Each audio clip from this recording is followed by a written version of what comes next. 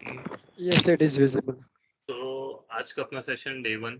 आज अपन देखेंगे कि Uno. जावास्क्रिप्ट है क्या और उसका सिंटैक्स क्या है, उसमें कमेंट्स कैसे करें, क्या होते हैं कमेंट्स, क्या होते हैं वेरिएबल्स, क्या होते हैं, और उसमें आउटपुट जो है वो डॉक्यूमेंट पे, कंसोल लॉग पे, या डॉक्यूमेंट में ही एचटीएमएल डॉक्यूमेंट और जेएस डॉक्यूमेंट पे कैसे प्रिंट कराते हैं, जनरेट कराते हैं। ठीक है, so first of all JavaScript क्या है। जावास्क्रिप्ट जो है वो सबसे पॉपुलर स्क्रिप्टिंग लैंग्वेज है दूसरे लैंग्वेज के कंपैरिजन।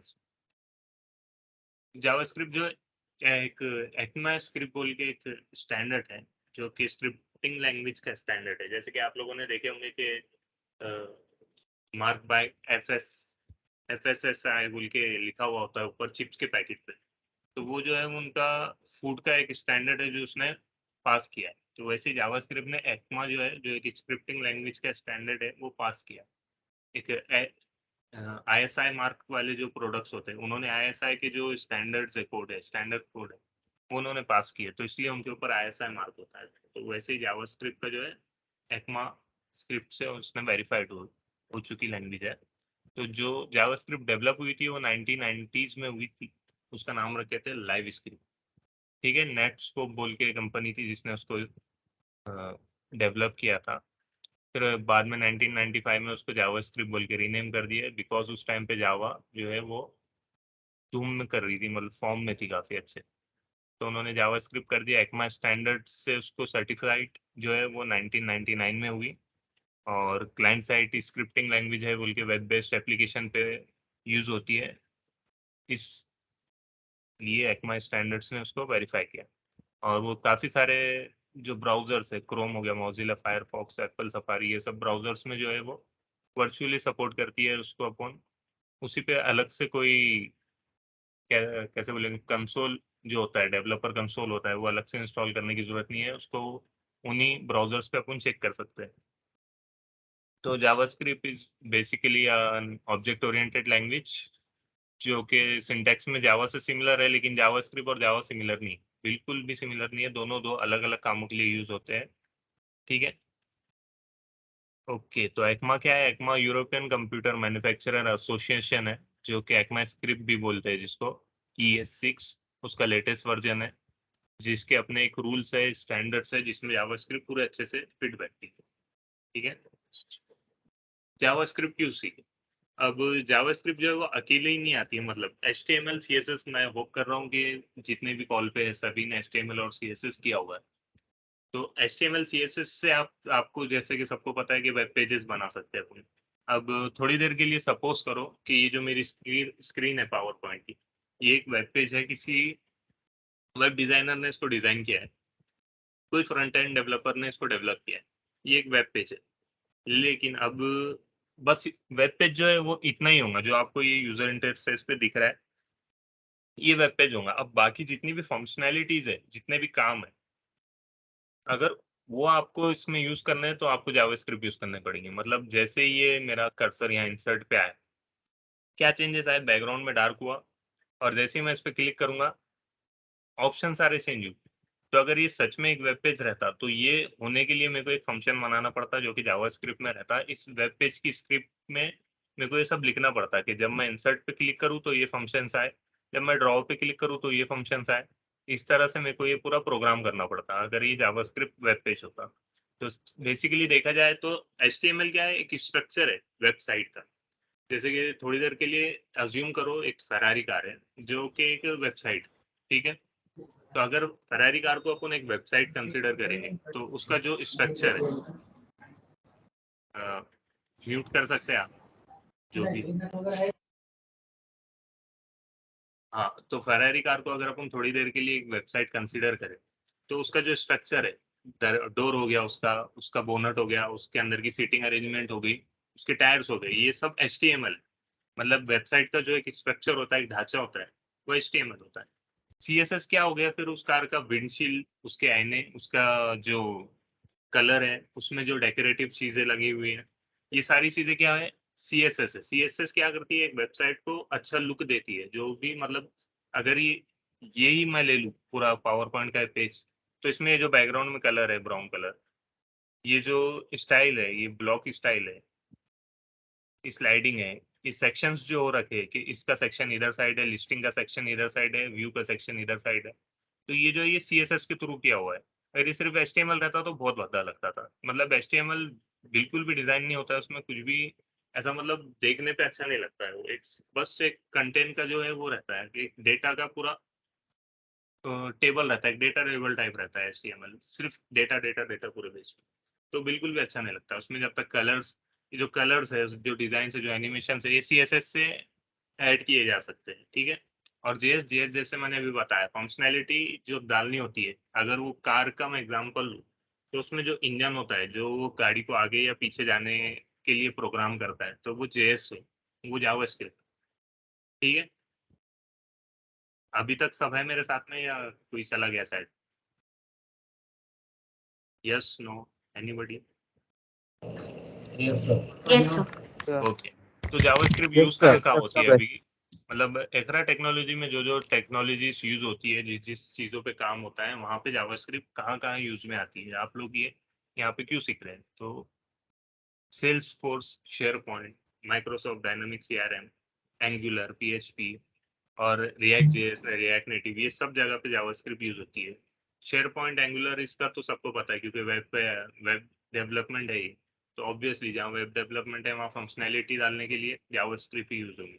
सेल्सफोर्स में जब आप LWC कंपोनेंट बनाते हैं, कोई लाइटिंग वेब कंपोनेंट बनाते हैं या ऑरा कंपोनेंट बनाते हैं या कोई भी एक नया कंपोनेंट या फिर कोई नया वेब पेज बनाते हैं जो कि सेल्सफोर्स का खुद का होता है, तो उसमें जब उसको फंक्शनैलिटी देनी होती है, बटन्स बनाने होते हैं, प्लीज म्यूट कर लो अपने आप।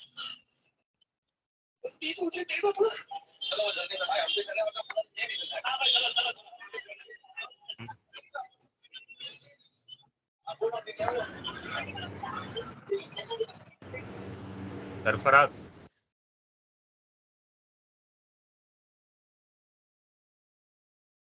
देखो यार, जबरदस्ती तो मैंने आपको यहाँ पे लाया नहीं है, तो जो भी इंटरेस्टेड नहीं है प्लीज लीव कर सकते हैं आप। मतलब मुझे कोई शौक नहीं है नॉन इंटरेस्टेड लोगों का लैपटॉप का टाइमिंग और बैटरी खाने का, ठीक है। हाँ, तो कहा थे वो सेल्सफोर्स के जो कंपोनेंट्स है या वेब पेजेस है या टैब पेजेस है जो बनाते हैं, तो उसमें फंक्शनैलिटी डालने के लिए, बटन्स में फंक्शनैलिटी डालने, रीडायरेक्ट करने के लिए, वो सब चीज़ों के लिए जो है जावास्क्रिप्ट यूज होती है। इन शॉर्ट, जहाँ जहाँ वेब पेजेस बन रहे हैं वहाँ पे कुछ फंक्शन जो आपको यूज करना है, कुछ भी। मैं एक एग्जांपल इसका बताता हूँ, अगर मेरे पास वो फोल्डर मिल गया तो एक बेहतरीन एग्जांपल हो जाएगा। क्या हुआ था मैंने काम पे,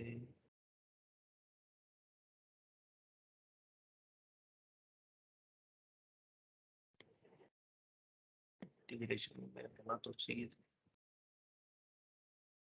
ये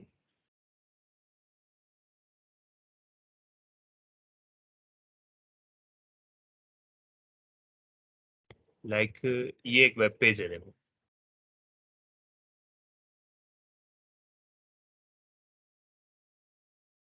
अब ये एक वेब पेज है, ये बना हुआ है, डिजाइन HTML CSS यहाँ पे यूज किया। अब यहाँ पे जावास्क्रिप्ट कहाँ आया? जावास्क्रिप्ट यहाँ आया जब मैं ये पिक लिस्ट में से कोई भी एक नंबर सेलेक्ट करूंगा, 1 2 3, कोई भी एक। जैसे ही मैंने 1 पे क्लिक किया, सी क्या हुआ, ये मैंने जावास्क्रिप्ट के थ्रू किया।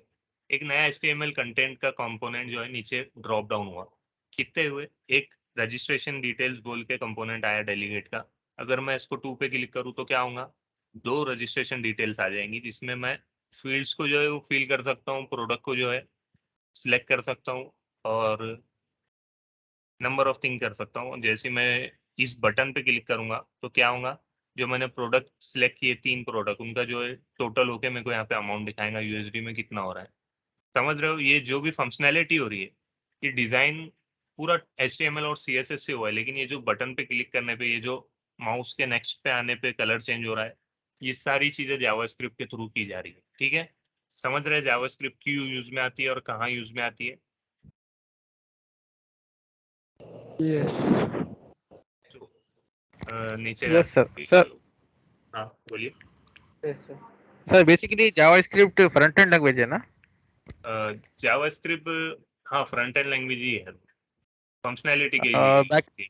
अच्छा बैक बैकएंड में एंड के यूज नहीं लिए होता है ना? दूसरे लैंग्वेजेस है, लाइक डॉट नेट है शायद और सी शार्प है। Okay, thank you sir. पर बैकएंड में भी यूज कर सकते हैं ना नोड.जेएस के अंदर? हाँ, नोड जेएस में यूज होता है।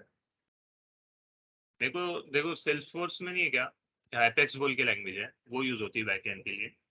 तो इसका ज्यादा कुछ आइडिया नहीं है एंगुलर का और शेयरपॉइंट एक्सेट्रा का, क्योंकि वेब डेवलपमेंट में मैंने काम नहीं किया था, बिल्कुल भी नहीं किया, ज्यादा तो छोड़ ही दो।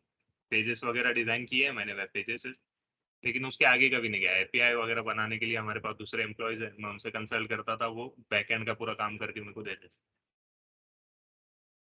ठीक है, तो जावास्क्रिप्ट से आप क्या क्या कर सकते हैं ये सब तो मैंने अभी आपको प्रैक्टिकली बता दिया, वही लिखा हुआ है जो मैंने आपको बताया कि you can modify the content of a web page by adding and removing elements. मतलब क्लिक करने पे जो अभी जैसे कि एलिमेंट्स ऐड हो रहे थे, वो डेलीगेट 1 डेलीगेट 2 ऐड हो रहा था, उसी तरह से मैं उसको 2 से 1 कर दूंगा तो जो सेकंड नंबर का ऐड हुआ था वो रिमूव हो जाएगा। तो you can change the style and position of the element of a web page. अब कंसिडर करो कि ये मेरा वेब पेज है और ये एकरा टेक्नोलॉजी मैंने इमेज ऐड की है इसके अंदर, तो जावास्क्रिप्ट के थ्रू मैं इसकी पोजीशन यहाँ से यहाँ कर सकता हूँ, ऐसा उसको इधर उधर कर सकता हूँ। ठीक है, और उसको अलग अलग फंक्शन पे भी, उसकी टाइमिंग भी अलग अलग इवेंट पे भी सेट कर सकता हूँ। कि जैसे ही मैं कोई बटन पे क्लिक करूंगा, बटन पे क्लिक करने से पहले तक एकरा टेक्नोलॉजी यहीं रहेगा, और जैसे ही मैंने क्लिक किया वो यहाँ से उठ के यहाँ नीचे आ जाएगा। ये सारी फंक्शनैलिटी जो है वो जावास्क्रिप्ट के थ्रू डाली जा सकती है। इवेंट्स जो कि मैंने अभी बताया, मॉनिटर इवेंट्स, तो माउस क्लिक है, माउस होवर है और की प्रेस है, बहुत सारे इवेंट्स है जावास्क्रिप्ट में। जो इवेंट्स पे जो है आप कुछ भी फंक्शन ट्रिगर करवा सकते हो, custom function, manual function, standard function, कोई भी फंक्शन आप जो है ट्रिगर करवा सकते हो। जब आप प्रोजेक्ट करोगे खुद से तब ये चीजें समझ में आएंगी आपको कि ये क्या बोल रहा था मैं, कि इवेंट पे फंक्शन ट्रिगर करना क्या होता है। ठीक है, एनिमेशन, ट्रांजिशन जो भी है वो आप इसके थ्रू, जावास्क्रिप्ट के थ्रू आपके वेब पेज में, आपकी वेबसाइट में जो है डाल सकते हो। लाइक एक इमेज है यहाँ पे, समझो ये एंगुलर की इमेज है, तो जावास्क्रिप्ट के थ्रू आप इस पे एनिमेशन डाल सकते हो कि मैंने इस पे जैसे ही क्लिक किया ये फेड होके जूम होके वापस छोटी होगी। जो कि आपको पता होगा, जो जो पावर पॉइंट यूज करते हैं, ट्रांजिशन और एनिमेशन क्या होता है, राइट? तो ट्रांजिशन या एनिमेशन उस पर डाल सकते हो आप जावास्क्रिप्ट यूज करके। अलर्ट बॉक्स जो पॉपअप है, जो कि आपने मतलब कभी कहीं फॉर्म भरा होगा ऑनलाइन वेबसाइट पे तो देखा होगा कि सबमिट करने पे ऊपर पॉपअप आता है कि योर फॉर्म इज सबमिटेड बोल के, फिर ओके करने पे चला जाता है, उसको अलर्ट बॉक्स बोलते हैं।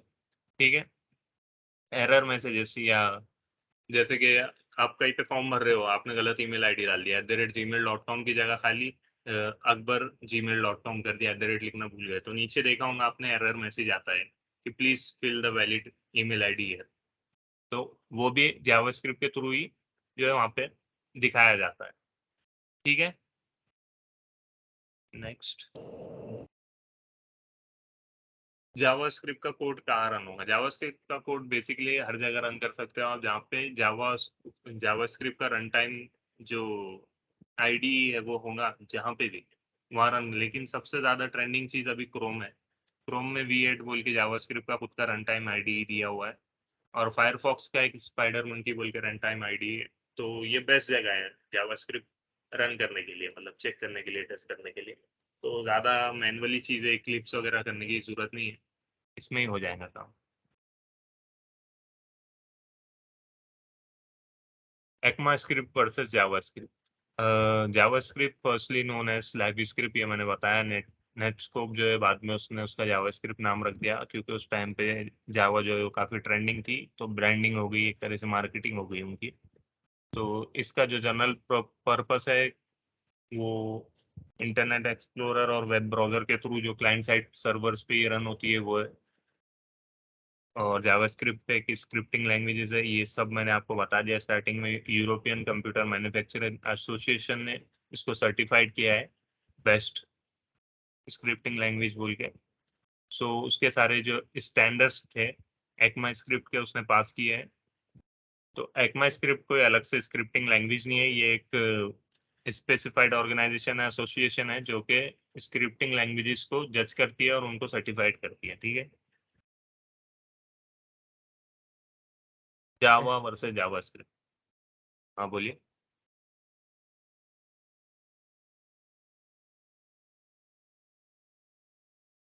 किसी ने माइक ऑन किया था ना?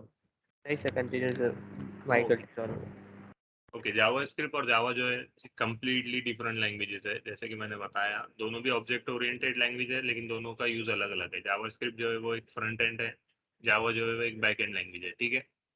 और जावा स्क्रिप्ट जो है वो क्लाइंट साइड स्क्रिप्टिंग लैंग्वेज है, और जावा जो है वो सर्वर साइड स्क्रिप्टिंग लैंग्वेजेस। तो मेनली डिफरेंस इनका यही है, ज़्यादा कुछ इसमें डिटेल में नहीं जाते हुए, मतलब इतना ही काफी है डिफरेंस करने के लिए। बस इनके नाम में जावा जावा है, मतलब ये नहीं कि दोनों भाई बहन है, दोनों अलग अलग है। दोनों के सिंटैक्सेस आगे जाके अलग हो जाते हैं, बेसिक सिंटैक्सेस शायद कहीं मेल खाएंगे, लेकिन अ, अगर आप उसको यूजेज के हिसाब से देखेंगे तो बहुत ज्यादा डिफरेंस है, ठीक है।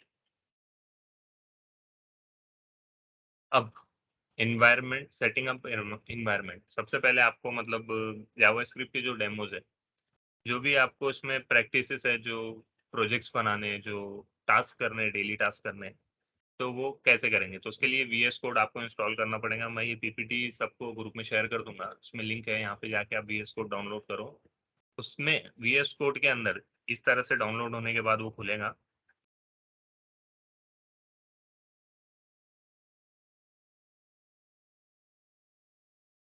एक अलग से फोल्डर बना लेना जिसमें आपके सारे जो किए हुए काम है वो रहेंगे, और मतलब उसको मैनेज करना उस हिसाब से। मैं मोस्टली हर काम के लिए अलग अलग फोल्डर बना के रखता हूँ। बेस्ट प्रैक्टिस वही है कि अलग अलग फोल्डर बना लेना अपने अपने, ठीक है। उसके बाद यहाँ पे जाना, एक्सटेंशन बोल के यहाँ पे एक ऑप्शन है, एक्सटेंशन में जाके दो एक्सटेंशन है, एक लाइव सर्वर है। यहाँ पे जब आप लाइव सर्वर लिखोगे तो वो आ जाएगा, ये रहा लाइव सर्वर। तो इसको इंस्टॉल कर लेना है यहाँ से, मेरा ऑलरेडी इंस्टॉल है तो मैं इसको कुछ नहीं करूँगा। और एक दूसरा मटेरियल बोल के,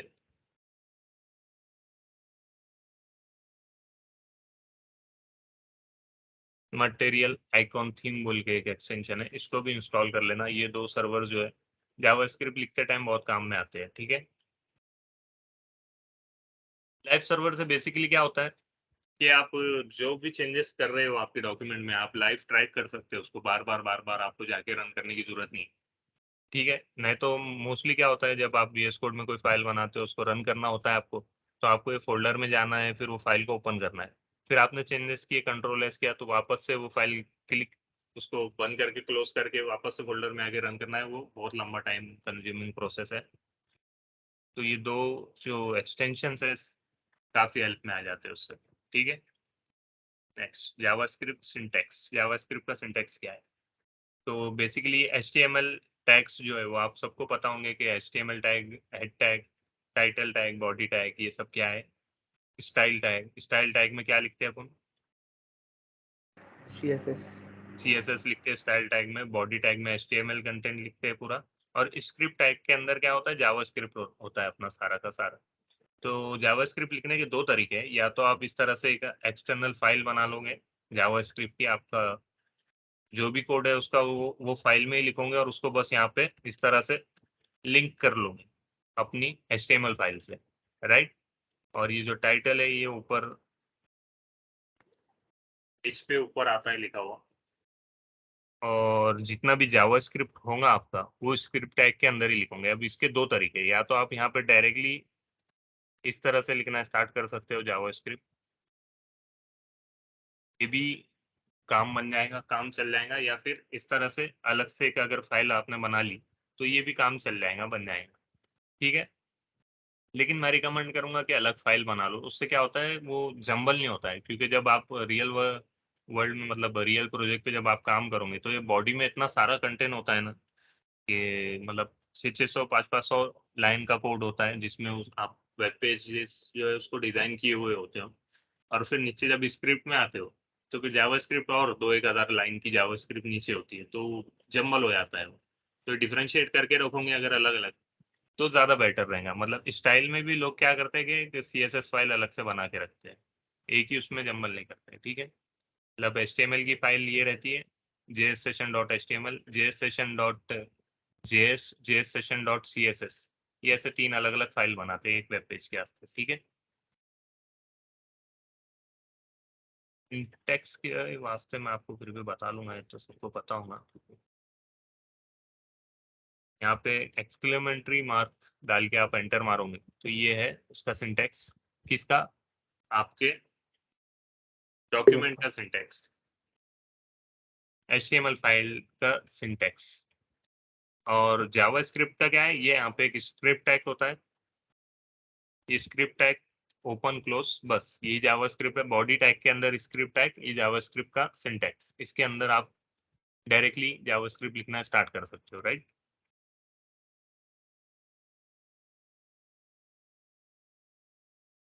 जावास्क्रिप्ट कमेंट्स, कमेंट्स क्या होते हैं? एक काम करते हैं, ये कमेंट और आउटपुट और वेरिएबल, ये तीन चीजें मैं एक साथ ही बता देता हूँ एक प्रोग्राम यूज करके। अब मैंने यहाँ पे क्या किया है, var is equals to var is equals to 15, इसको रहने देते हैं क्योंकि मैंने ऑलरेडी फाइल लिंक की हुई है, तो मैं यहाँ से आपको समझाता हूँ। HTML पे एक हेडिंग दी हुई है ना आपने, JS नाम है उसका, ID उसका। सो अभी वेरिएबल्स, वेरिएबल्स बोल के अपना एक टॉपिक है। वेरिएबल्स क्या होते हैं? एक यूनिट्स होते हैं जिसमें नहीं क्या डेटा स्टोर होता है, जो भी अपन लाइक स्ट्रिंग, स्ट्रिंग किसको बोलते हैं? अकबर, ये एक वर्ड हो गया। शेख अकबर, ये एक नाम हो गया। और अकबर गो टू स्कूल, ये एक सेंटेंस हो गया। ये जो है इसको, इनको अल्फाबेट्स को स्टोर करने के लिए जो ये अल्फाबेट का एक जो ऑर्डर है, इसको स्ट्रिंग बोलते हैं। ठीक है, इसमें 1 2 3 4 और या फिर 2.5 या फिर 3.147 ऐसा कुछ भी नहीं आ रहा है, तो ये जो है ये स्ट्रिंग है। और ये जो 3.17 है ये डेसिमल है। ये टाइप्स, डेटा टाइप्स है। जो भी आपका डेटा है, डेटा तो सबको समझता हूँ क्या है कि एक इंफॉर्मेशन है कि व्हाट इज वेरिएबल। ये क्या है? ये एक डेटा सेंटेंस है, एक डेटा है अपने पास। तो ये किस टाइप का डेटा है? ये स्ट्रिंग टाइप का डेटा है। इसी तरह से अगर अपने पास होता कि लाइक अपने पास 1.25 12 होता, तो ये किस टाइप का डेटा हुआ? ये डेसिमल टाइप का डेटा हुआ। यहाँ पे सिर्फ 1 होता, पॉइंट नहीं होता, पॉइंट के आगे कुछ भी नहीं होता, तो ये इंटीजर टाइप का डेटा हुआ। तो डेटा टाइप्स जो है वो अलग अलग टाइप के डेटाज होते हैं। नंबर, टेक्स्ट, पैराग्राफ, इस तरह का अलग अलग टाइप होता है डेटा का। तो वेरिएबल्स जो है वो हर टाइप का डेटा अपने अंदर स्टोर कर सकता है। ठीक है, वेरिएबल एक यूनिट है जो लाइक इसको एक अज्यूम करो कि एक कप है जो अलग अलग टाइप का डेटा अपने अंदर स्टोर करके रखता है। ठीक है, एनी क्वेश्चन इसके रिगार्डिंग वेरिएबल? किसी को नहीं समझा ऐसा कोई है?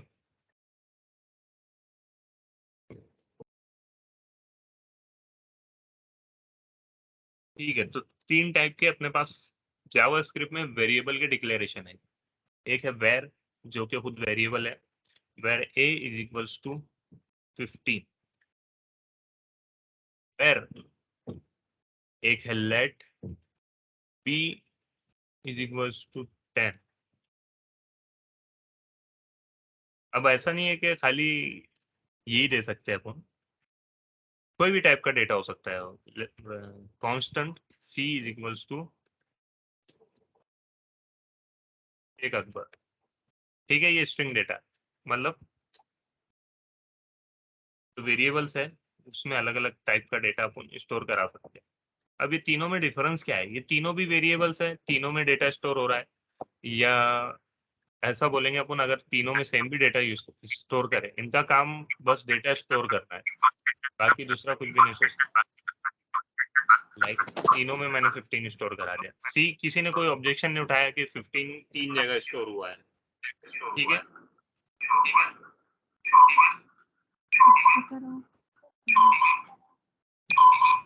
वॉइस एको हो रहा है। हाँ ये अंजुम का था शायद।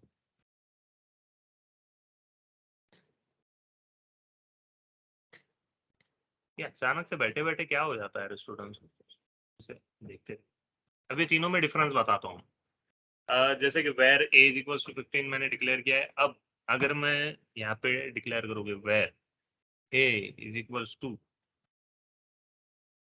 15, एरर आना चाहिए मुझे। क्या अगर चलो 10 कर दिया इसको, एरर आना चाहिए मुझे, आना चाहिए या नहीं आना चाहिए? यस तो बताओ a की वैल्यू क्या है मेरे प्रोग्राम, 15 है कि 10? 10 सर 10 है। वेरिएबल 10, राइट 10 है। क्यों 10 है? क्योंकि वेर जो है, वेरिएबल जो वेर है, ये खुद को रीयूज करने देता है। मतलब वेर ए नाम का एक इसने वहाँ पे बैकग्राउंड में एक एलोकेट कर दिया मेमोरीज के नाम की एक को, और उसके अंदर अपन ने पहले 15 करे स्टोर, और फिर थोड़ी देर के बाद वो 15 को 10 कर दिया, ओवरराइट कर दिया। तो ये वेर जो है, वेर खुद को ओवरराइट करने की परमिशन देता है कि अपन इसको रीयूज कर सकते हैं प्रोग्राम के किसी भी हिस्से में। कि जैसे कि मैंने अगर यहाँ पे कंसोल डॉट लॉग किया और ए की वैल्यू चेक की ये क्या है, तो मुझे क्या बताएगा वो? 10 और 10 कोई गैस? सर 10। 10 लेट्स सी कि क्या बताएगा वो। अपन जाएंगे यहाँ पे, लिंक है, ओके, इसको करेंगे। अब देखो अपन जब वो एक्सटेंशन इंस्टॉल कर लेंगे तो यहाँ एक ऑप्शन आ जाएगा राइट क्लिक करने पे, ओपन विथ लाइव सर्वर। जब इस पे क्लिक करेंगे आप तो वो आपको खुद एक पेज आपका खुल के दे देगा। सी, अपन ने टाइटल लिए थे सेशन 01, सेशन 01 आ गया यहाँ पे टाइटल, और यहाँ पे अपन देखेंगे तो उसने क्या दिया, 15 क्यों दिया उसने? जो जावा का रन टाइम कंसोल होता है, मतलब जावा रन टाइम होता है, वो कभी भी प्रोग्राम नहीं का ऊपर से नीचे की तरफ रन करते हुए आता है। तो var a is equals to 15 अपन ने डिक्लेयर किए, उसके बाद उसको कंसोल किए। तो ये इस टाइम पे, जिस टाइम पे अपन ने इसको ए को कंसोल किए थे, उस टाइम पे ए के अंदर वैल्यू क्या स्टोर थी? देखो 15 स्टोर थी। तो उसने क्या किया, उसको 15 प्रिंट करा के दे दिया। अगर मैं इसको लाइन नंबर 4 पे करता, वो 15 वाली वैल्यू क्या होगी, ओवरराइड होगी। किससे? 10 से। तो वेरिएबल की ये खास बात है, वेर की, वेरिएबल वेर की ये खास बात है कि वो ओवरराइड करने देता है सेम जो भी अपन ने डिक्लेयर किए एक। ठीक है, अब देखो मैंने यहाँ पे similarly let b is equals to 15 किया है। अब मैं यहाँ पे डालूंगा let b is equals to 10। Error आया मुझे वहां पे, दिख रहा है सबको एरर? क्या बोल रहा हूँ, can not redeclare block scope variable b. मतलब बी को जो है मैं फिर से डिक्लेयर नहीं कर सकता हूँ, उसके वो एक बार डिक्लेयर हो चुका है और उसके अंदर एक वैल्यू है। लेट जो है वो खुद को सिंगल ब्लॉक में कहीं भी डबल से रीयूज करने नहीं देता है, जबकि वेर उसको किसी भी ब्लॉक में कितनी भी बार रीयूज कर सकते हैं, कितनी भी बार उसकी वैल्यूज को ओवरराइट किया जा सकता है। ठीक है, लेकिन लेट, अभी ये मैंने जो कंसोल डॉट लॉग आपको करके दिखाया है, तो ये क्या था, ये एक आउटपुट जनरेटर था जिससे आउटपुट जनरेट हो रहा है। तो ये कंसोल डॉट लॉग क्या करता है, कंसोल पे जो है आपका आउटपुट, जो भी आपने फाइल पे आउटपुट लिया है उसको प्रिंट करा के देता है। कैसे? अभी मैंने दिखाया, जैसे कंसोल प्रिंट करा के यहाँ पे 10 और 15 प्रिंट करा के दिखाया, तो कंसोल डॉट लॉग से वो होता है। ठीक है, लेट क्या करता है, लेट का ऐसा है कि आप नहीं, क्या सिंगल ब्लॉक में लेट को दोबारा से डिक्लेयर नहीं कर सकते। जैसे कि आप देख रहे हैं वहां पे उसने एरर दे दिया है कि ये जो है एक बार डिक्लेयर हो चुका है, उसको रीडिक्लेयर हम नहीं कर सकते। लेकिन डिफरेंट डिफरेंट ब्लॉक्स में अगर उसको अपन डिक्लेयर करेंगे तो उसको कोई प्रॉब्लम नहीं रहेगी। सी, एरर चला गया, गया, उसने बी को डबल से डिक्लेयर करने दिया अपने को, राइट? तो अलग अलग ब्लॉक्स में आप कितने भी बार उसको लेट बी अगर अपन डिक्लेयर करते गए तो उसको कोई प्रॉब्लम नहीं होगी इस चीज से, वो बिल्कुल अपने को डिक्लेयर करने देगा। तो लेट को ऐसे यूज कर सकते हैं। वेर क्या है, वो कितनी भी बार आप उसको मॉडिफाई कर सकते हो, ओवरराइट कर सकते हो उसकी वैल्यू को। लेट क्या है, अलग अलग ब्लॉक में अलग अलग वैल्यू स्टोर करेगा। मतलब ये वाला लेट भी जो है वो ये ब्लॉक का लेट भी था, ये वाला लेट भी जो है वो ये ब्लॉक का लेट भी था, ये वाला लेट भी जो है वो ये ब्लॉक का लेट भी था।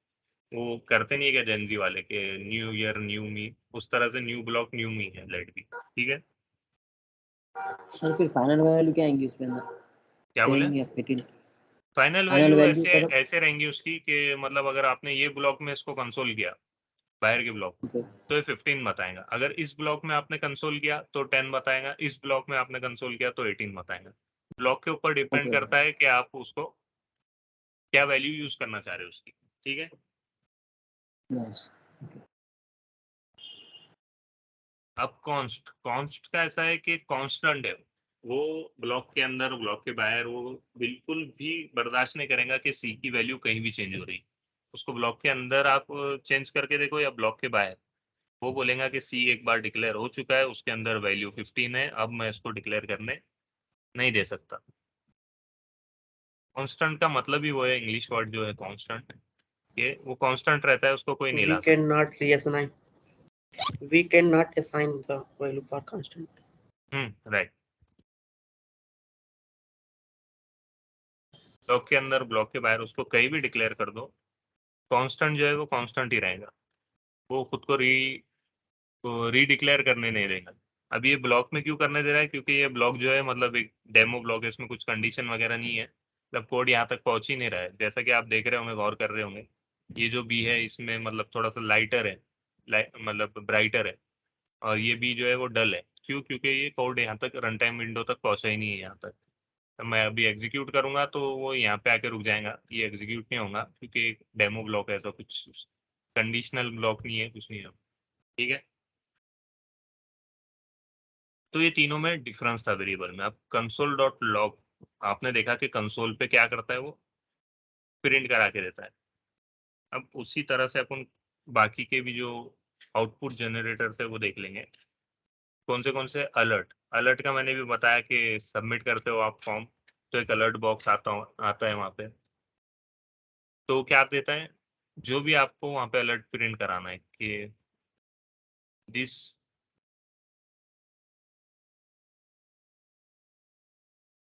इज अ अलर्ट, ठीक है। ये एक अलर्ट अपन ने क्या करे यहाँ पे प्रिंट करा दी, इसको सेव किया, यहाँ पे सी ये अलर्ट बॉक्स पॉपअप हुआ, दिस इज अ अलर्ट, अपन ने जो अंदर वैल्यू दिए थे वो यहाँ पे आ गई। इसी तरह से अपन अपने वेरिएबल की वैल्यू भी यहाँ पे पास करवा सकते हैं, लाइक दिस बी। अब वो क्या करेगा, ये बी की जो 15 वैल्यू है वो यहाँ पे आगे बता देगा, दिस इज अलर्ट बॉक्स 15, ठीक है, ठीक है।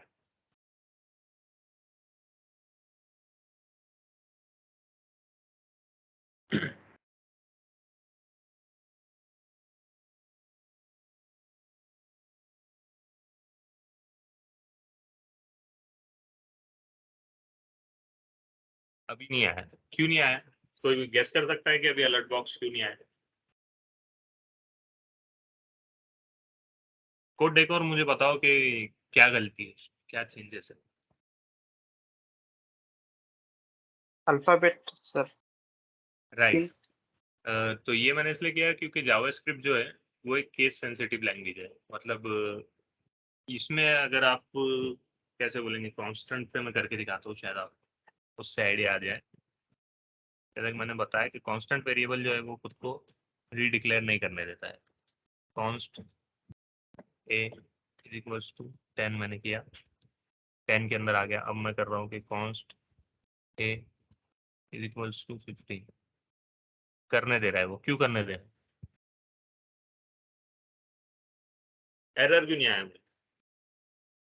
सर ये वो कैपिटल है और स्मॉल है। कैपिटल। राइट। तो जावास्क्रिप्ट में ना कैपिटल ए और स्मॉल ए दो अलग अलग वैल्यू है, दो अलग अलग होल्ड करता है। वो ऐसा नहीं है कि ये भी ए है और ये भी ए है, नहीं। जावास्क्रिप्ट एक केस सेंसिटिव लैंग्वेज है। इसके सिंटैक्स में अगर आपको अलर्ट उसने बताया है कि अलर्ट का ए स्मॉल है, तो आपको अलर्ट का ए स्मॉल ही रखना है, तभी वो जाके उसको मालूम पड़ेगा कि आप अलर्ट बॉक्स जो है वो पॉपअप कराना चाहते हो यहाँ पे। जब तक आप लाइक टैली सर, हाँ है ना। राइट टैली के अंदर कोई भी चीज एक दूसरे एक भी नाम का दो नहीं बनते कभी भी, राइट लेजर नहीं बनता। हम्म, तो केस सेंसिटिव है वो, तो उसका जो सिंटैक्स उसने आपको दिया है, लाइक ऐसा नहीं है कि कंसोल डॉट लॉग में आप जो लॉग का एल कैपिटल कर दोगे तो वो कंफ्यूज हो जाएगा कि ये क्या है, क्योंकि उसको पता ही नहीं है कि ये कैपिटल एल वाला लॉग क्या है। उसको बताया गया है कि कंसोल डॉट लॉग अगर पूरा स्मॉल में आए तुम्हारे पास, तो क्या करो, लॉग के ऊपर जो कंसोल है अपना इंस्पेक्शन में, जो कंसोल है उसके ऊपर जो भी लॉग के अंदर आपने वैल्यू पास की है उसको प्रिंट करा दो। उसको ये बताया गया है, लेकिन उसको कैपिटल सी या कैपिटल एल वाला लॉग या कंसोल नहीं बताया गया। तो वो वहीं पे एरर थ्रो कर देता है और छोड़ देता है उसको कि क्या है समझ नहीं आ रहा है वो। लेकिन जैसे ही आप उसको उसका दिया हुआ सिंटेक्स देते हो वो ऑपरेशन परफॉर्म करके दे देता है। सी उसने 15 भी दिया, 10 भी दिया और अलर्ट बॉक्स भी दिया। अब इसके अलावा और क्या है आउटपुट जनरेट करा, ये बहुत इंपॉर्टेंट चीज है। ये मतलब ऐसा है कि यहाँ से जो भी आप डेली टास्क करोगे, डेली प्रोजेक्ट करोगे, ये 5 चीजें हर उसमें रहने वाली है। ठीक है, अब ये कंसोल डॉट लॉग से क्या होता है, कंसोल में जो है वो प्रिंट होती है वैल्यू। अलर्ट से क्या होता है, अलर्ट बॉक्स पॉपअप होता है ऊपर। ठीक है, इसको डिफरेंट डिफरेंट जगह पे डिफरेंट डिफरेंट चीज के लिए यूज कर सकते हैं आप। जैसे कि मैंने बताया कि अलर्ट ऐसा जरूरी नहीं है कि पेज लोड होते साथ ही अलर्ट आ जाए। आप अलर्ट को एक फंक्शन में भी डाल सकते हो कि सबमिट बटन पे जैसे उसने क्लिक किया, फॉर्म सबमिट हुआ, तो ऊपर अलर्ट बॉक्स आना चाहिए कि your form has been submitted, और फिर आप ओके क्लिक करोगे और वो चला जाएगा। इससे क्या होगा, सामने वाले को पता चलेगा कि आपका फॉर्म सक्सेसफुली जो है वो सबमिट हो गया है। ठीक है, तो दूसरा है document dot right. Document dot right क्या है, कैसे यूज करते हो वो देखते हैं अपने आप। डॉक्यूमेंट डॉट राइट अपन लिखते हैं Sheikh Akbar. Document dot write में जो आप वैल्यू पास करोगे, जो भी मतलब यहाँ मैंने मैनुअली शेख अकबर लिख दिया, यहाँ पे आप कुछ और भी कर सकते हो, लाइक वेरिएबल ए की वैल्यू, वेरिएबल बी की वैल्यू, या कोई भी जो जहाँ भी आप बिजनेस लॉजिक जो भी प्रोग्राम में जो भी उस पर प्रिंट कराना चाहते हो। डॉक्यूमेंट डॉट राइट जो है वो आपको डॉक्यूमेंट पे आपका दिया हुआ आउटपुट जो है वो प्रिंट करा के देगा सीधा डॉक्यूमेंट पे, मतलब कंसोल डॉट लॉग पे नहीं या फिर अलर्ट बॉक्स में, सीधा आपका जो वेब पेज आप बना रहे हो उस पे जहाँ पे भी आपने डॉक्यूमेंट डॉट राइट लगाया है, जैसे कि मैंने एकदम कुछ भी नहीं, कोई डिव में नहीं, कोई ब्लॉक में नहीं, उसको डायरेक्टली मैंने प्रिंट कराया तो उसने डायरेक्टली जहाँ पे कर्सर था वहीं से प्रिंट कर दिया। ठीक है, शेख अकबर, समझे।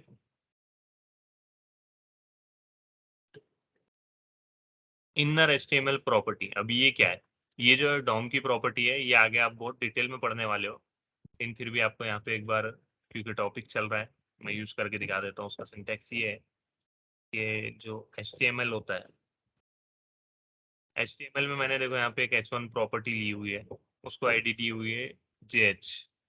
तो इसमें क्या होता है इनर HTML में कि बाय आईडी अपन उसको गेट करते हैं उस HTML एलिमेंट को, यानी कि मैंने ये जो H1 टैग है इसको यहाँ पे गेट किया और उसका इनर HTML, इसको मतलब नाम से ही समझ में आ रहा है अपन क्या कर रहे हैं। उसके अंदर जो HTML दिया हुआ है, क्या दिया हुआ है उसके अंदर, HTML खाली है। थोड़ी देर के लिए यहाँ पे अपन HTML दे देते हैं अकबर। ठीक है, ये मैंने HTML दिया उसके अंदर, और अभी इसको क्या करते हैं, इसको दे देते हैं ये रहने। अभी क्या हुआ कि मेरे को नहीं है क्या, आपको पहले अकबर प्रिंट होता हुआ दिखाना है। अगर मैं अभी आप वहाँ पे वेब पेज पे जाऊंगा तो आपको हेलो वर्ल्ड प्रिंट होता दिख जाएगा। तो एक और टॉपिक था अपना इसमें पावर पॉइंट में, कमेंट बोली।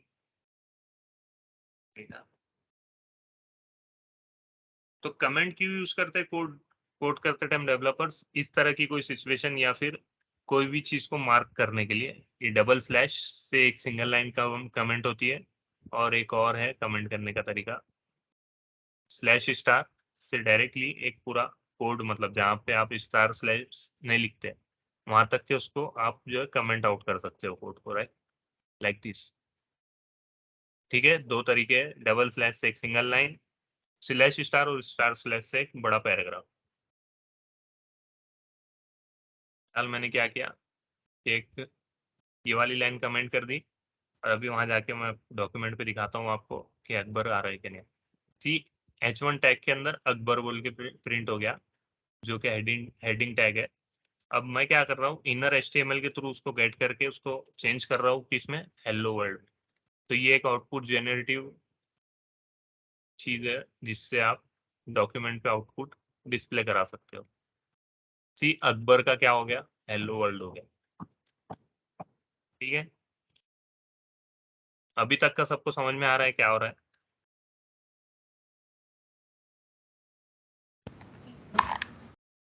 सर तो अभी नेक्स्ट देखते हैं अपन क्या है, टेक्स्ट कंटेंट। सेम जैसे अभी अपन ने इनर HTML किए उसी तरह से यहाँ पे इनर HTML की अगर टेक्स्ट कंटेंट कर देंगे तो भी वही काम होगा। ये अकबर का क्या हो जाएगा, हेलो वर्ल्ड हो जाएगा। मतलब ये JH के अंदर का जो टेक्स्ट कंटेंट है जो कि अकबर है वो एक्सेस करेगा और उसको हेलो वर्ल्ड में कन्वर्ट कर देगा। ठीक है, तो ये था आउटपुट, कमेंट, सिंटैक्स और वेरिएबल। तीनों भी मैंने समझा दिया, वेयर, लेट और कॉन्स्ट किस तरह से वर्क करते हैं, कैसे बिहेव करते हैं, डेटा टाइप्स क्या होते हैं। ठीक है, ये पीपीटी में शेयर कर दूंगा, इसमें काफी इंपॉर्टेंट लिंक्स दिए हुए हैं, जैसे कि VS कोड डाउनलोड करने की लिंक है उसमें, फिर उसमें जो एक्सटेंशंस आपको उसके अंदर इंस्टॉल करने हैं वो बताए हुए हैं, और ये बाकी लिंक्स है जिससे मतलब आपको अगर मेरे एक्सप्लेनेशन से आपको ये सब नहीं समझ में आया ऑब्वियसली, तो यहाँ पे जाके आप देख सकते हो, यूट्यूब पे जाके ये समझ सकते हो अच्छे से वेरिएबल्स क्या होते हैं। उसकी लिंक दी हुई है एक वीडियो की यहाँ पे, उसने एक्सप्लेन किया है कि वेरिएबल्स क्या होते हैं, कैसे वर्क करते हैं। VS कोड के डाउनलोड की लिंक, W3 स्कूल बोल के एक ऑसम वेबसाइट है, उसमें अगर आप मतलब बिना वीडियो के खुद से रीडिंग करके सीखना चाहते हैं तो उसमें एक आईडी भी है प्रैक्टिस के लिए, बहुत ऑसम वेबसाइट है, वो भी जाके देख सकते हैं। ठीक है, कोई क्वेश्चन आपकी तरफ से? No questions, but can we expect a recording of this meet? Of course. Oh, okay. Thanks.